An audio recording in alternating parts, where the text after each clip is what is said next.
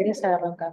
Bien, bueno, la siguiente presentación, ¿sí?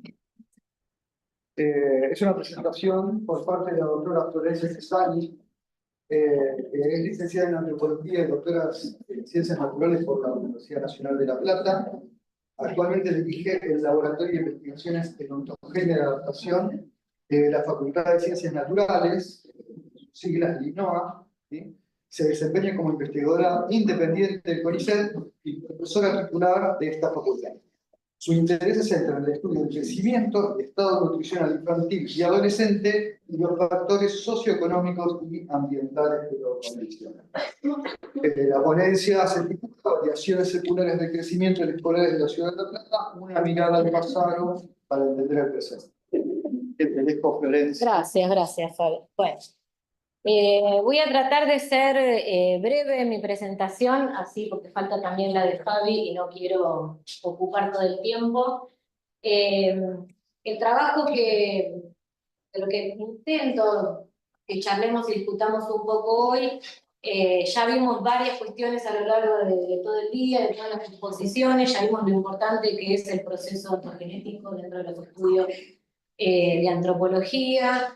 Esto es particularmente así porque el crecimiento y el desarrollo tiene, digamos, un componente genético muy fuerte, pero a la vez está condicionado y modulado por el ambiente, y es justamente en este proceso tan complejo que se da una dinámica de relaciones entre lo que es biología, cultura, sociedad, economía y una serie de factores que hacen que este fenómeno se complejice un montón.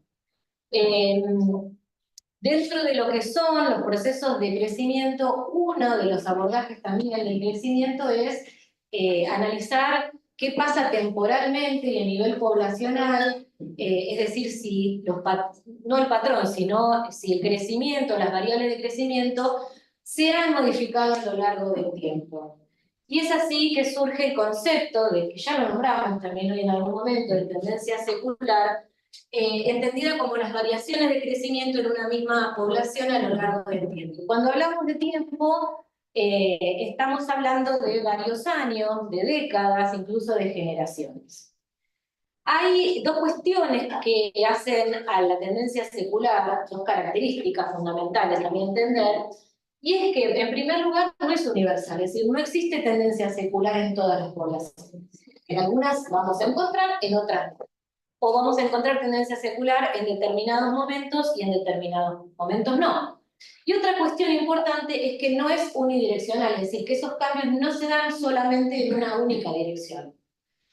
Si hablamos, por ejemplo, de cambios en la talla, podemos ver que, o podemos encontrar en alguna población, que existe variación de la talla hacia un aumento a lo largo del tiempo, pero a veces puede pasar, y eso se llama tendencia secular positiva, pero también puede ocurrir que encontremos una reducción en algunos parámetros de crecimiento, y eso se llama tendencia secular negativa. O, como recién decíamos, puede que no haya tendencia secular.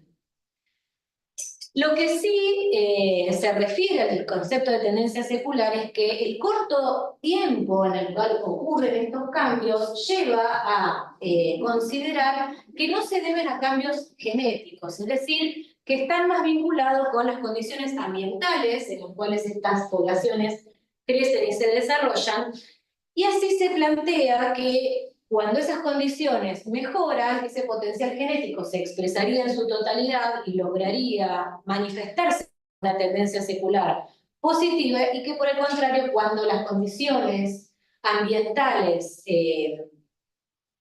empeoran, se podría dar la tendencia secular negativa. Existen un montón de trabajos de tendencia secular positiva, fundamentalmente. Hoy hablábamos un poco durante el almuerzo de cómo las crisis han marcado hitos en lo que es el crecimiento y cómo posterior a esas crisis se han visto algunas cuestiones de tendencia secular negativa. Y, por ejemplo, hay un montón de trabajos que plantean cómo se ha dado una tendencia secular positiva fundamentalmente en la talla posterior a la Segunda Guerra Mundial. donde hay trabajos que analizan muchísimos países y en promedio se ve que, por ejemplo, entre la década del 50 y el 60, durante la infancia, la talla aumentó en algo así como 1 centímetro y durante la adolescencia llega a ser casi 2 centímetros en ese periodo de 10 años. Ahora, ese incremento por medio no fue lo mismo en todos los países. Uno de los países que experimentó mayor tendencia secular fue Japón, llegando, por ejemplo, a un aumento de 4 centímetros en el mismo periodo en relación a otros países, como por ejemplo Suecia, donde se observó solamente un 0,3 centímetros de crecimiento en esos años. En Argentina tenemos una tendencia de estudios tenemos una tradición de estudios en tendencia secular. Muchos de ellos provienen de datos obtenidos de los registros militares, donde se analizan distintas cortes de soldados y se observan si hay diferencias o no, se han observado si hay diferencias o no. En poblaciones infantiles hay menos antecedentes, aunque en estos últimos años han proliferado estos estudios porque digamos que hay una mayor tradición de investigadores que han logrado mantener el desarrollo de sus líneas en una misma área de estudio y eso permite comparar los datos.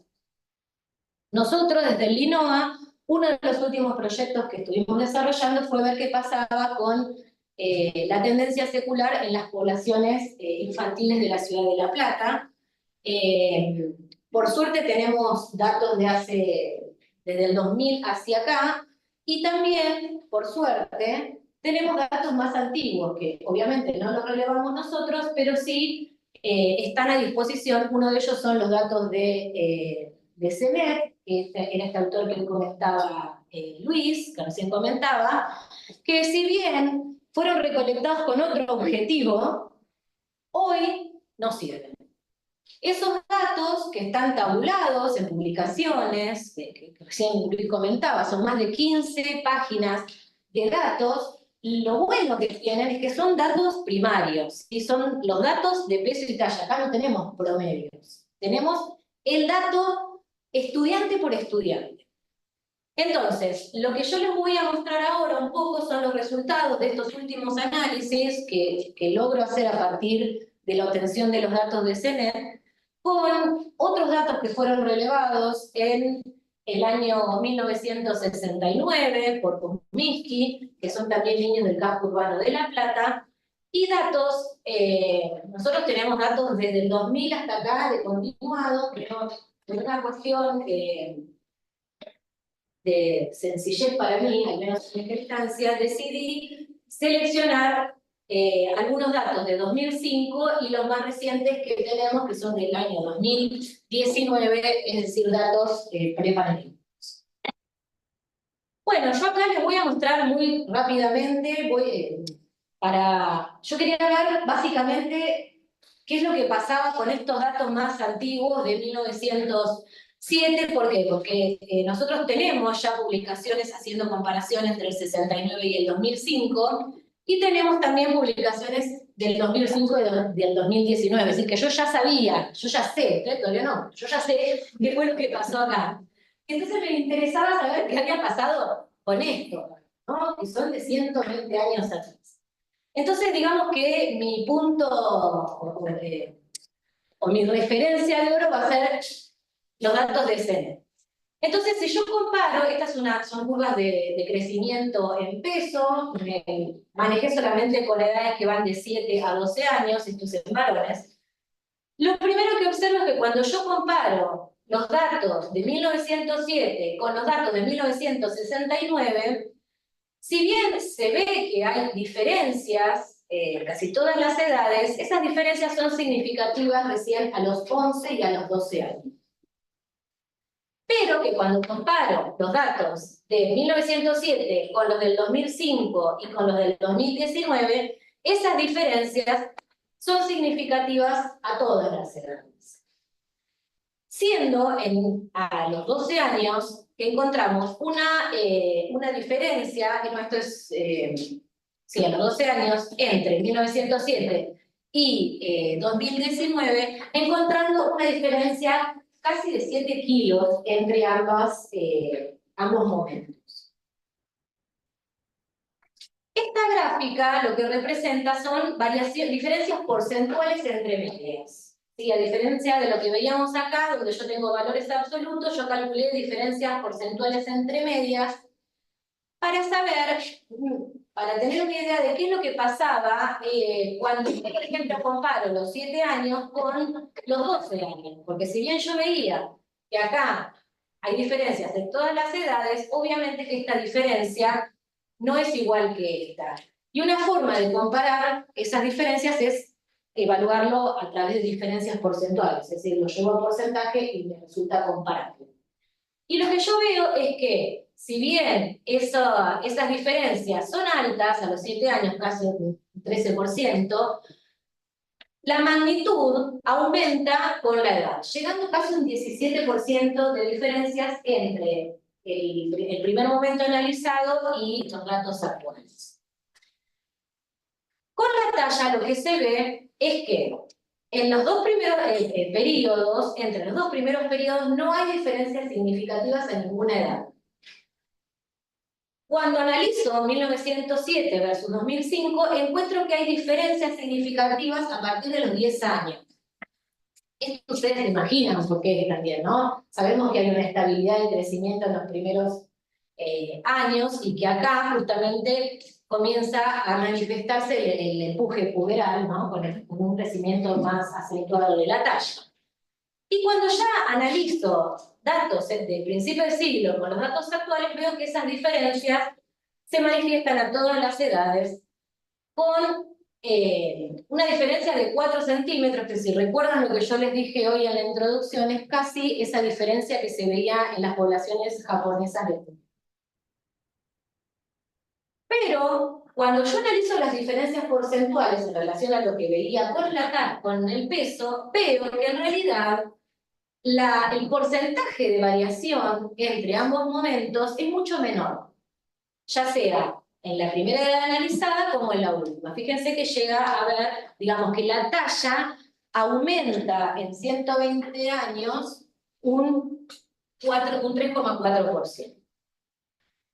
En mujeres pasa algo parecido, así que lo voy a pasar rápido. Hay algunas sutiles diferencias en algunas edades, pero básicamente encontramos lo mismo, ¿no? En la primera comparación, las diferencias son menores para peso, ya en la comparación del primer momento con el tercero y el cuarto aparecen las diferencias a todas las edades.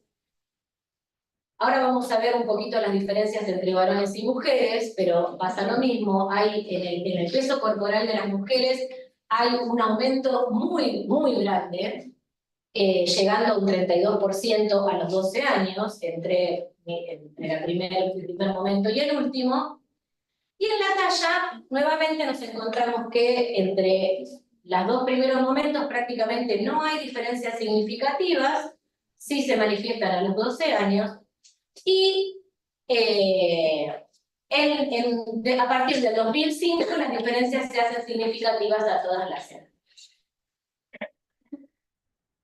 Esto que yo les traje acá fue más que nada para ver cómo varía porcentualmente una variable en relación a la otra. Es decir, acá hay otra cuestión y es que la tendencia secular se manifestaría de manera diferente cuando estamos analizando variables antropométricas o variables de crecimiento diferentes.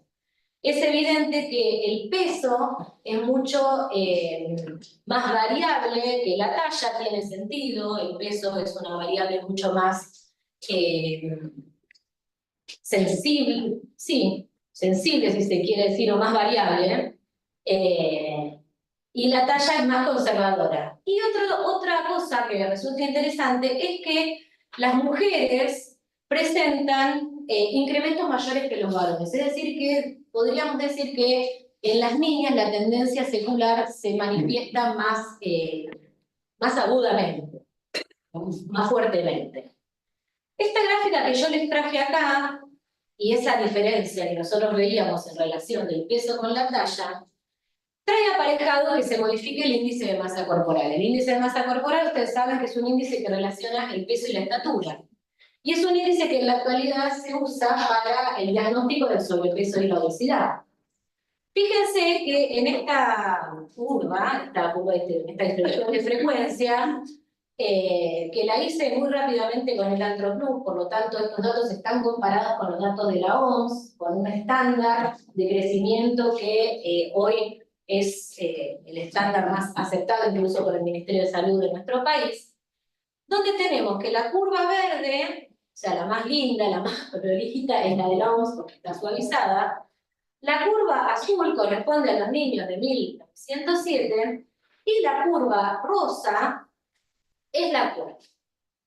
En esta gráfica se observa claramente que a nivel del índice de masa corporal, los chicos de principio del siglo parecieran estar mejor ajustados a lo que es el estándar actual que la población de hoy en día. ¿Por qué? Porque esta población está corrida hacia la derecha, es decir, hacia valores positivos de Z-score, que es la forma que tenemos de evaluar el crecimiento y la desnutrición.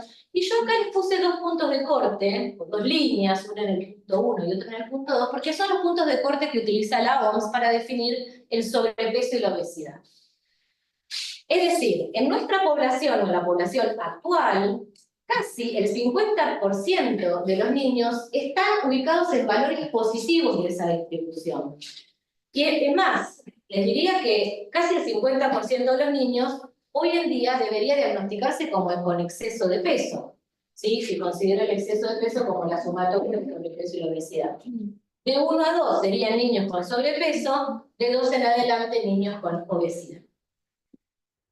Entonces, cuando uno interpreta la tendencia secular positiva como un mejoramiento de las condiciones ambientales y encuentra esta situación donde vemos que esa tendencia secular positiva en talla y en peso diferencial nos lleva a una situación que estaría colocando a la población, al 50% de la población, en un estado de malnutrición por exceso, empezamos a cuestionar un poquito, o al menos a reflexionar, si podemos asumir que realmente son mejoras en las condiciones de vida.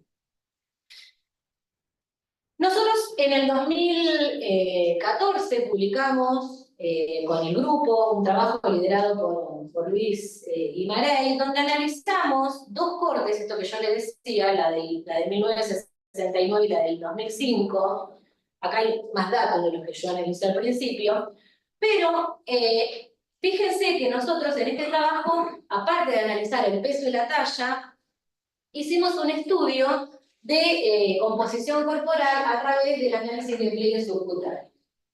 Entonces lo que vimos es algo parecido a lo que yo les estoy planteando ahora, donde se ve un aumento del índice de masa corporal en las edades analizadas, un aumento de la circunferencia o el área del brazo. AFA es el área adiposa del brazo, donde también se ve que aumenta considerablemente, pero sin embargo el área muscular del brazo presenta una tendencia secular negativa, es decir, tenemos, en este trabajo habíamos encontrado tendencia secular positiva del peso, sin modificaciones en la talla, con modificaciones o con aumento o tendencia secular positiva en el tejido adiposo y tendencia secular negativa en el tejido muscular. Estos resultados coinciden con otro análisis que hicimos posteriormente, donde ahí ya comparamos los datos del 2005 al 2009 y datos del 2016 al 2019. Donde volvemos a encontrar, estas son curvas percentilares que construimos nosotros, donde volvemos a encontrar que la línea negra corresponde a la población más... la línea negra corresponde a la población actual y la línea puntuada a la población al momento 1 o a la corte 1, donde vemos nuevamente que lo que encontramos acá abajo en el AFA, en el área grasa del brazo, la corte más reciente es significativamente mayor y en este caso el área muscular prácticamente no presenta diferencias. Entonces nos preguntamos, bueno, ¿qué es lo que pasa? ¿Qué pasó con esto? ¿No? Vamos a analizar un poco cuál es el contexto socioeconómico y ambiental en el cual crecieron estos chicos, datos que nosotros teníamos porque eran nuestras propias investigaciones. No tengo yo información ni de CENEC y tengo algo de información del trabajo de Kuminski, pero no tiene las mismas variables que nosotros tenemos. Entonces lo que hicimos acá fue analizar los datos socioambientales a partir de un análisis de componentes principales que nos permitió ver que el eje 1 agrupaba de manera satisfactoria todas estas variables hacia valores positivos, lo que nosotros consideramos como mejores condiciones, y hacia valores negativos, lo que consideramos condiciones más desfavorables. Por ejemplo, que haya hacinamiento crítico, que no tengan cloacas, bueno, que por ejemplo usen leña porque no tienen gas natural. Entonces, como este eje, a nuestro criterio, organizó bien estas variables, lo usamos para ver de qué manera la población en el momento 1 o en la corte 1 y en la corte 2 se distribuían sobre este eje. Y lo que encontramos fue que en la corte 1 había más chicos que se ubicaban sobre valores predictivos del eje y esto cambiaba en la corte 2. Es decir, la corte 2 tenía un porcentaje mayor de niños ubicados en los valores que a nosotros nos indicaban peores condiciones socioambientales y económicas familiares. Esto nos llevó a pensar, incluso lo propusimos en este trabajo, que quizás ese aumento de peso que nosotros encontramos sin modificación de talla, acompañado por modificaciones en la composición corporal, dada fundamentalmente por un aumento del componente graso, estaba dado por cambios en la alimentación, probablemente asociados a estos cambios socioeconómicos. Y en relación a eso hay mucha bibliografía donde lo venimos viendo, incluso con encuestas personales, donde hemos visto que el modo de alimentarse de las poblaciones más empobrecidas tiende a ser una alimentación dirigida hacia alimentos saciadores, o lo que algunos antropólogos llaman esos alimentos rendidores, que son estas comidas de guiso, donde los alimentos principales son muy ricos en hidratos de carbono, pero que evidentemente tienen una carencia en proteínas, que sería uno de los macronutrientes más importantes para el desarrollo muscular. Esa es una línea que seguimos analizando. Ahora estamos trabajando particularmente en poblaciones vulnerables, donde se aplican determinadas encuestas para analizar cómo son los hábitos alimentarios y también de actividad física. Y básicamente, bueno, acá para terminar, yo anoté algunas conclusiones, pongo algunas porque hay más, pero bueno, estas son algunas. Y en principio que el peso y la talla de los niños y niñas de la ciudad de La Plata se ha incrementado en los últimos 120 años. Y es verdad, o sea, si yo analizo qué pasó a principios de siglo con lo que pasó hoy, hay un aumento del peso y de la talla. Pero también es cierto que desde el 2005 la talla no se ha modificado. Esto nos da que pensar que cuando uno hace también trabajo de tendencia secular, es interesante tener información sobre esos periodos intermedios y no tomar solamente un periodo de 120 años, que en principio parecería que no es tanto, pero que cuando vivimos en una sociedad con una situación tan cambiante, es un montón. Estamos hablando de que hay como dos momentos, ¿no? Un primer momento que podríamos decir, bueno, entre 1907 y 1969 es una cosa, y a partir de ese momento, o por lo menos desde el 2005 para acá, es otra. Sí, claro, hubo una crisis, ¿no? En el medio estuvo la crisis del 2001, y eso claramente ha marcado una situación importante para meter en el análisis. Que esa tendencia secular varía con la edad y con el sexo, y que también afecta diferencialmente al peso y de la talla. Por lo tanto, se ve modificado el índice de masa corporal de una manera que, lejos de asumir que podemos hablar de una tendencia secular positiva en términos de beneficio, para la variable del índice de masa corporal deberíamos analizarla de manera contraria, ¿no? Porque si la tendencia secular en peso y talla me va a llevar a que se aumente la prevalencia de sobrepeso y obesidad, bueno, es algo también para discutir. Bueno, que conjuntamente se observan cambios en la composición corporal, viene alusión de lo que acabo de decir. Y por último, dentro de los datos socioambientales que nosotros tenemos, conocer que esas condiciones socioeconómicas y ambientales de la familia se vieron deterioradas al menos desde el año 2005 hasta ahora, comprobado por datos que son comparables, ¿no? Porque tomamos las mismas variables en 2005 que en 2019. Y con eso yo termino mi presentación.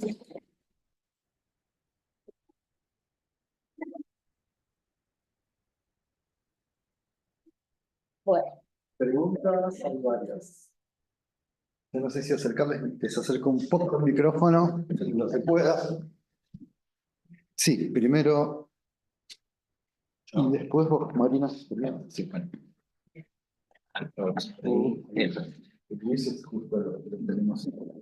Genial. Sí, yo tenía dos consultas para poder terminar de comprender bien.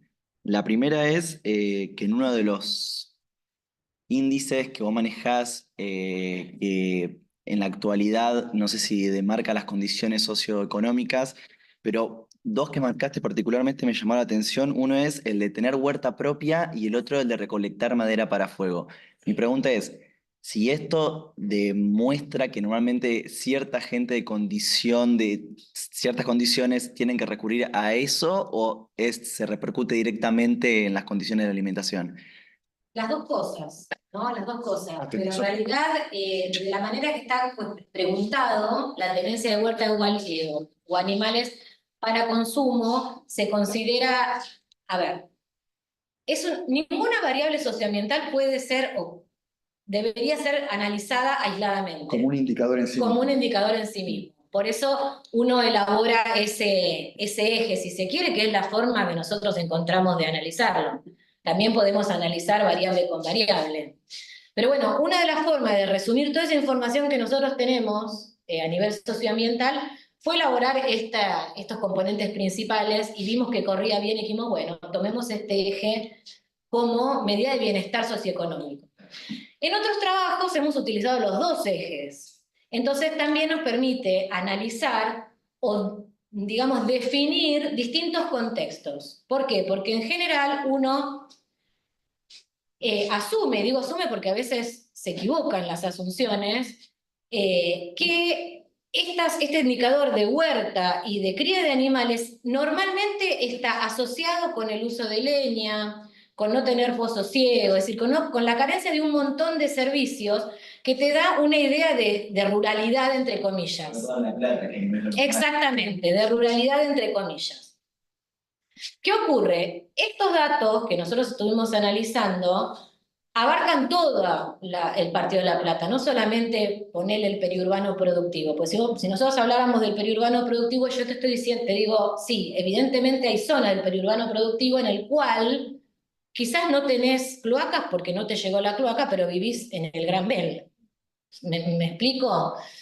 Ahora, cuando vos estás analizando todo el conjunto de los datos, obviamente que vas a encontrar asociaciones entre ciertas variables. Entonces, en este caso, el tener huerta y el tener cría de animales y que estén ubicados del lado de valores negativos, donde encontramos que hay hacinamiento crítico, menor nivel educativo de padre y madre, menor calidad constructiva de la vivienda, etcétera, etcétera, yo ahí en el listado puse solamente una parte, pero vos o tenés cloaca o no tenés cloaca, o tenés una vivienda de calidad o no la tenés, o tenés un ingreso fijo o no lo tenés. Entonces, no se reflejan todas las variables, al menos en ese listado.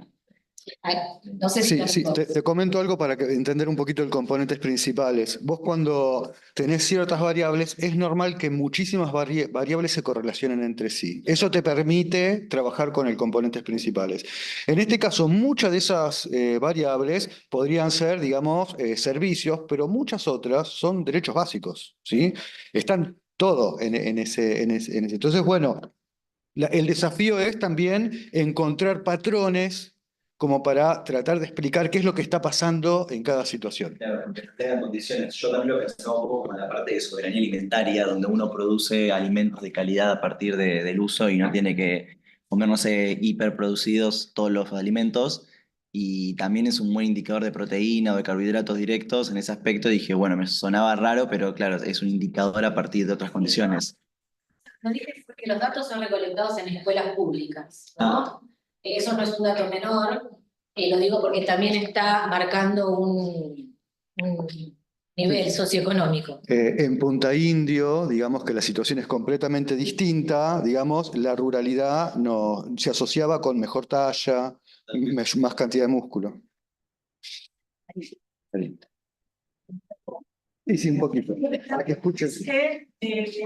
Perdón. Hay una tesis que se hizo en esta institución que también midió escolares de la ciudad de La Plata en la década del 80, que es la de Graciela Méndez, y que por ahí vendría bien meter ahí porque es un punto medio entre 69 y hoy, digo, y afinar más la puntería. Totalmente. Punto. Gracias. Bueno. Claro. El otro punto es ustedes no contemplan las migraciones de países limítrofes, que son muy importantes en los últimos 50 años a La Plata, sobre todo en la periferia platense, y que creo que eso puede ser un artefacto de este menor incremento en talla, al margen de todo lo que hay que acaban de mencionar. Está buenísimo tu Sí. comentario. De hecho, relevamos esa De información. hecho, es una variable que la relevamos porque justamente como no en este proyecto, pero sí hemos trabajado distintos proyectos, sobre todo en poblaciones del periurbano productivo, donde hay comunidades bolivianas muy importantes trabajando sobre todo en lo que son las quintas y las huertas. Es un dato que sí lo consideramos, en este caso no están metidos esas variables porque claramente puede haber un factor ahí también. ¿Ustedes lo consultan? Sí, lo preguntamos. Okay. Sí, preguntamos la procedencia del niño, la procedencia de los padres y la procedencia de los abuelos. Es un dato que está y de hecho tenemos trabajos hechos con poblaciones migrantes comparando justamente el crecimiento y el estado nutricional de familias migrantes y no migrantes. Porque, por ejemplo, para una acotación, en los rendimientos de las pruebas aprender, en el AMPA, esos son factores significativos en cuanto al rendimiento, digo, para tener presente, ¿no? Sí, ahí entra en juego lo que dice Fabi.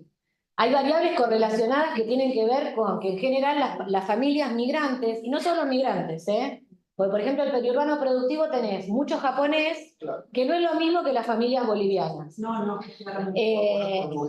Entonces, ahí se asocia, digamos, estos índices de rendimiento, si así lo llamaste, de rendimiento educativo, será, estás hablando. Si la prueba aprender bien. Ok. Está relacionada también con que estas poblaciones en general viven en ambientes que son mucho menos beneficiosos, por decirlo de alguna manera, que otras poblaciones. Pero para tu sorpresa, la prueba aprender va mejor. Ah, bien. Sailor Moon. No, bueno, hay que ver ahí ¿Qué onda? qué pasa. Bueno, cuestiones culturales. Pero seguramente, sí, seguramente. Está bueno, buen dato. Hay que consultar ahí qué es lo que está pasando. Sí. Nosotros de ese tipo de datos no los relevamos. Trabajamos solamente con variables de crecimiento y estas variables socioambientales que nos ayudan a explicar el crecimiento. Y uy, qué de manos. Ay, qué bueno. Una pequeña acotación. Sí. Pensemos que la emigración de esos países y la inmigración en el nuestro es en busca de mejores situaciones, condiciones de vida. Entonces, la migración de los países periféricos, en general, viene la gente que tiene inclusive la posibilidad de abstracción, de plantearse ir a otro lugar donde posiblemente tengan mejor asistencia médica, mejor educación sus hijos, mejores condiciones laborales, que se cumplirán o no. Y de hecho, digamos, se territorializa de alguna manera, porque están ubicados en zonas estratégicas, nuestra ciudad es planificada y ha tenido un crecimiento bastante desmadrado hacia la periferia, y en general estas poblaciones no se localizan en el casco urbano, ¿no? Se localizan en cierta periferia que tampoco es cualquier periferia. No se localizan porque son trabajadores con trenes. Por ejemplo. También. Emigrar Sí, también, pero en general hace años que están. Sí. Y las Sí. Malvinas van más a niveles donde hay trabajo. Por ahí en Tucumán, Sí, que estacionales, ¿no? Sí, ese tipo de- sí, allá en ¿Alguien más por allá? Sí, profe, yo quería hacerte una pregunta, porque usted dijiste que a principios del siglo XX hasta el 2005 había habido como un incremento en la talla, sí, pero que a partir del 2005 al 2019 se ha mantenido estable. ¿Cómo se mantuvo estable? La tasa. Claro, a ver, por eso, todo depende de donde uno se pare para comparar. Si yo comparo los tres momentos en relación al principio del siglo, las mayores diferencias van a aparecer en los últimos años, obviamente, porque esa tendencia secular es acumulativa. Entonces, entre la primera curva del 2019 versus 1969, hay diferencias, pero no son estadísticamente significativas. Eso también es un detalle no menor. Hay test estadísticos, diferencias hay, no son estadísticamente significativas. Lo que ocurre es que entre el 2005 y el 2019, esas diferencias no son significativas, pero si yo las comparo contra principios de siglo, sí son significativas. Por eso también lo importante de ver dónde uno se para hacer el análisis, ¿no? Si vamos a analizar qué pasó globalmente, digamos globalmente en el sentido de todas las generaciones que yo estoy analizando, o me voy a ir parando en los diferentes momentos para ver qué es lo que pasó en ese momento respecto del anterior, ¿sí? Y no del primero. Sí, yo había... ¿Sociales o Y esto es lo que recién te planteaba, desde el 2005 al 2019, que es cuando nosotros tenemos datos socioambientales, esas condiciones empeoraron. Notablemente. Hay otra cuestión también que se suma a esto, es que tiene que ver con la naturaleza misma de la variable que estás evaluando. Digamos, vos cuando evalúas peso, evalúas una variable que en muy poco tiempo puede variar. Cuando estudias una variable como la talla, que es una acumulativa, digamos, que tiene una historia de vida detrás, tenés para poder hacer modificaciones, para ver modificaciones en talla mucho tiempo más. Pensá que desde que nacés hasta que tenés la estatura máxima es gran parte de tu vida, 18 años, ¿sí? Entonces, eso tarda mucho más en manifestarse en una tendencia secular. Sí. Una más y lo dejamos a Fabio porque si no, no va a poder presentar su trabajo. No, vos Laura no, pues trabajás con nosotros. Me lo preguntas mañana. No, lo perdí más desde un punto de vista metodológico. En los estudios de 1906, si no entendí mal, porque incluso por lo que planteaba Luis, los estudios estaban abarcados en los colegios nacionales. Exacto. O sea, en los colegios preuniversitarios de primaria. El liceo. Ustedes a partir del 2005 hicieron trabajos sobre esas mismas instituciones, porque mi duda es, sobre todo por el índice de masa corporal, que varía mucho, las poblaciones y las condiciones socioambientales varían mucho también hoy en la actualidad. Si bien se ha diversificado mucho más. Bueno, pero justamente para saber eso, si existe o no, o sea, si es real eso de que se mantienen esas condiciones o ya es una diversificación. No sé si se entiende la pregunta. Sí, se entiende. Te voy a responder dos cosas. Es el Colegio Nacional y el liceo, hay una compañera que sí usó eso, más allá de estos que dicen Marina, hay una compañera de nuestro grupo que hizo su tesis en esos datos, ¿sí? Lo que pasa es que son muchísimo más acotados en número.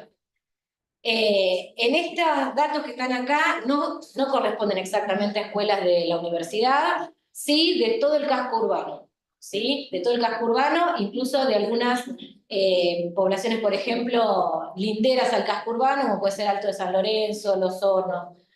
Saqué de estos datos todo lo que es la periferia productiva, que por ahí es una realidad totalmente diferente, o más la periferia empobrecida, como puede ser Villa Alba, donde hay una situación también particular, aunque Alto de San Lorenzo tampoco es que sea una población que esté tan bien económicamente, pero nosotros el exceso de peso lo encontramos independientemente del nivel socioeconómico. La tendencia es universal. Claro, la tendencia es global. Sí, tanto en Partido de la Plata como en otros. Y esto lo estamos viendo en todos lados. Él es de Tucumán, trabajó en Tucumán, son poblaciones incluso rurales, Y en Tucumán, ahora porque acá estamos con un 40-45%, que son los datos de la ENI, que son a nivel nacional. O sea que... En realidad estaba más asociado a tener una mención artística de los de 1906 más que de la actualidad, porque yo comparto, digo, lo hemos contado. Digo, si el hecho de que ese estudio, digo, por lo mismo que planteaba Luis, el hecho de que se haya trabajado en escuelas tan puntuales y donde en ese momento sí era de un acceso preferencial, si no es eso lo que demuestra la normalización con la Y puede ser, digo, porque totalmente. Lo que pasa es que no lo sabemos, no tenemos Claro. datos de otras escuelas. Pero sí, es probable. De hecho, yo analicé estos datos con los datos de escolares españoles, con colegas que sí, no sé si está conectado. Hola, hola Lula, Marisa. Ahora mandamos a publicar un trabajo y los argentinos estamos muchísimo mejor que los españoles, pero muchísimo mejor. Y sí, te está marcando, hay un sesgo ahí. Yo lo dije, son colegios que en su momento eran colegios de élite. Inclusive hay variables que no tenemos, porque cuando comparás así a tanta distancia temporal, digamos, por ejemplo, básicamente qué consumían, qué actividad física tenían, hay un montón de cosas, digamos, que se pierden ahí. Bueno, sí, dale. Dale, Laura, no lo Dale, Laura, sí, sí. No, está muy buena las curvas de masa corporal, están reflejadas claramente lo que, no solo a modo de aporte, de pensar y reflexionar, yo más que cuestionar si es un tema de consumo excesivo de guiso, porque no sabemos de hecho cuánto antes se consumía guiso o no, o sea, si hoy se consume más guiso o no. Lo que es seguro en 100 y pico de años ha pasado es la pérdida de estructura cultural de la manera en cómo nos alimentamos. Lo que muchos autores llaman gastronomía. Claro. Yo pondría el acento en la gastronomía como un proceso cultural que afectó la forma en que nos alimentamos y que afecta e impacta claramente en el IMC. Probablemente. Lo que pasa es que perdón, voy a decir una cosa. Yo cuando hablé de eso, hablé de la relación entre 2005 y 2019. No tengo datos del principio del siglo como para poder compararlos.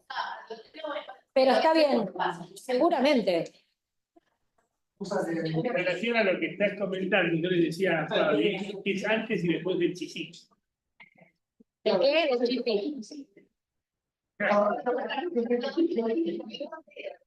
Yo tengo que dejar el ISO, porque el ISO está, digamos, si bien tiene muy mala propaganda, es una estrategia universal, digamos, que ha salvado mucho.